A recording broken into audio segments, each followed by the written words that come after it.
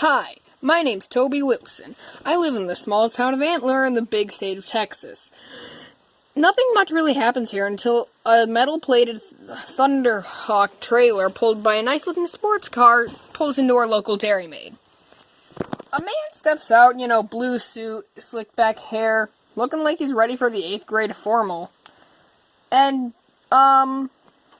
he just comes out and yells, "Tickets, tickets, $2, 1 ticket. Come see the fattest boy in the world." And my black-toothed best friend Cal is like, "Oh, hey, do you have $2 I can borrow?" So we go and get in line to see the fattest boy in the world. And yeah, right now is, the perfect time for the girl of my dreams, Scarlett Stalling, to walk up and go, "Hey, can you take Tara to see the fattest boy in the world? I'm hanging out with Juan later, so I can't." Juan is Scarlett's boyfriend at this time, and I hate that guy. Anywho, I go, "Yeah, sure." And then, Tara is Scarlett's bratty little sister. So we get in line to go see the fattest boy in the world.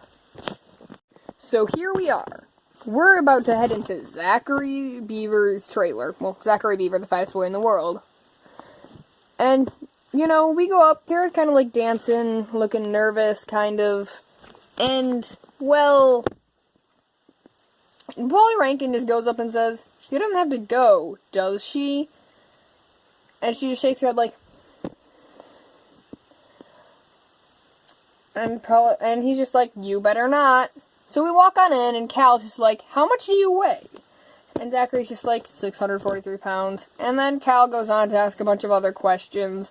What do you eat?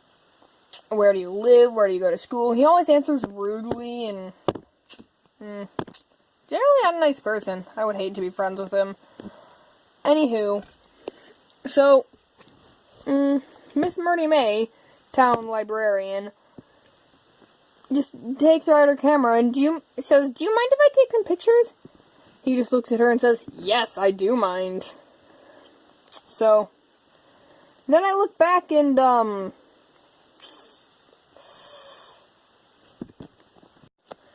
let's just say she was lying when she said she didn't have to go.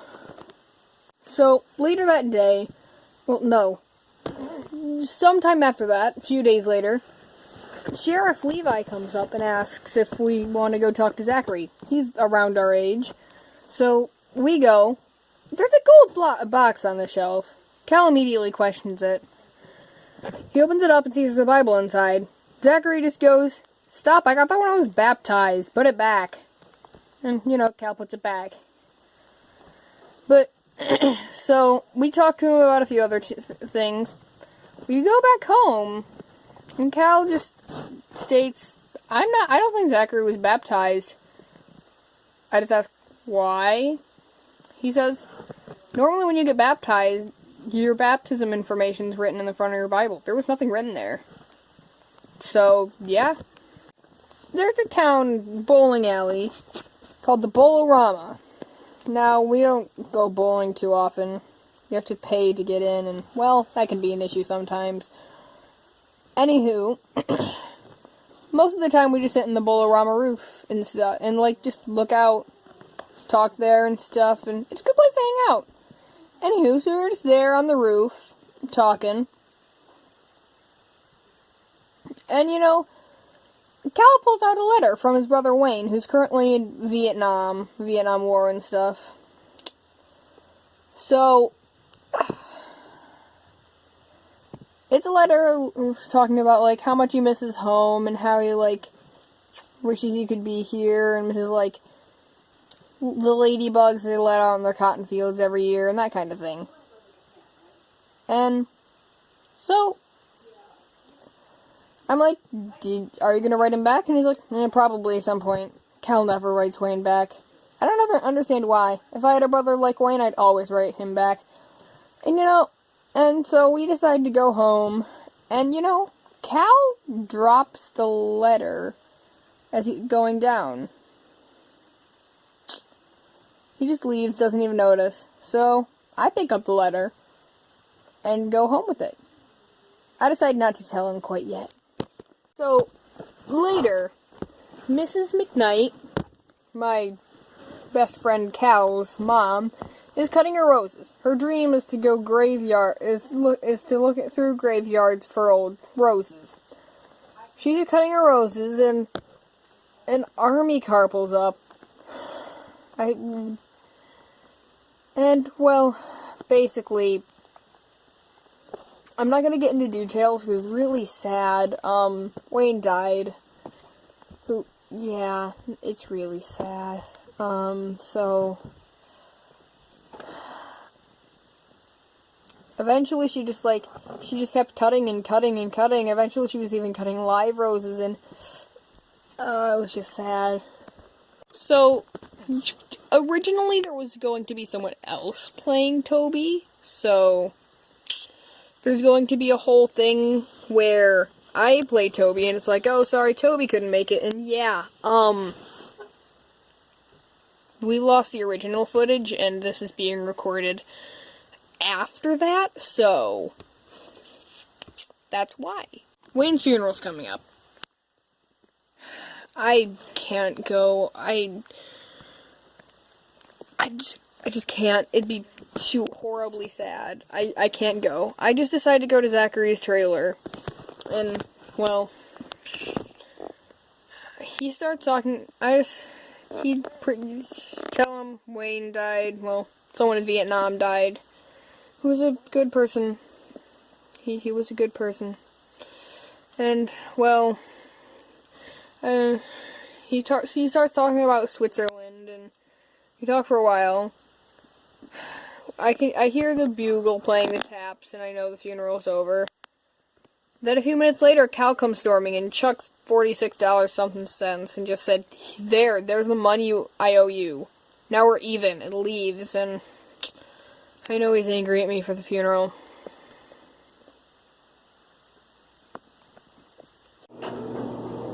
Okay, so, we switched. Hi. Sorry, I'm filling in for Toby. He was sick today. So, a few days later, Toby looked out and saw Cal riding his bike. He decided to go out and follow him to try and apologize.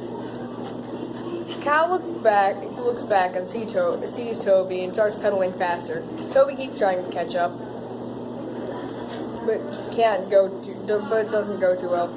Eventually, trying to stop Cal, Toby falls and scrapes his knee. He gets back on his bike and continues pedaling until he reaches Gossamer Lake. Cal bikes right into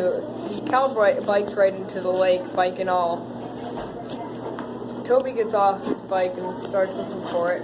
Cal gets up and punches Toby in the arm. After looking for Cal's bike, they find it and pull it up and bring it to the beach by Gossamer Lake. They start laughing and start talking about a plan to get Zachary Beaver baptized.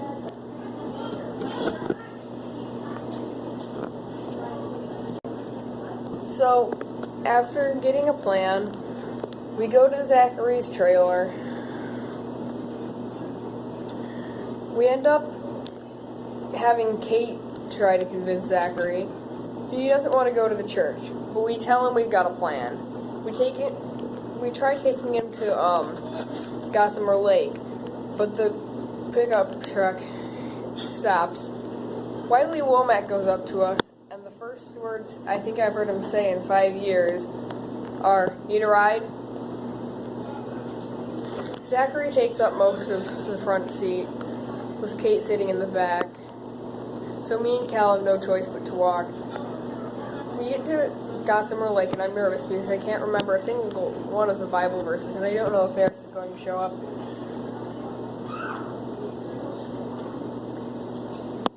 We start getting nervous because I'm not sure if Ferris is going to get there. I look over and see him all dressed nice, holding a Bible in his hand with his hair slicked back.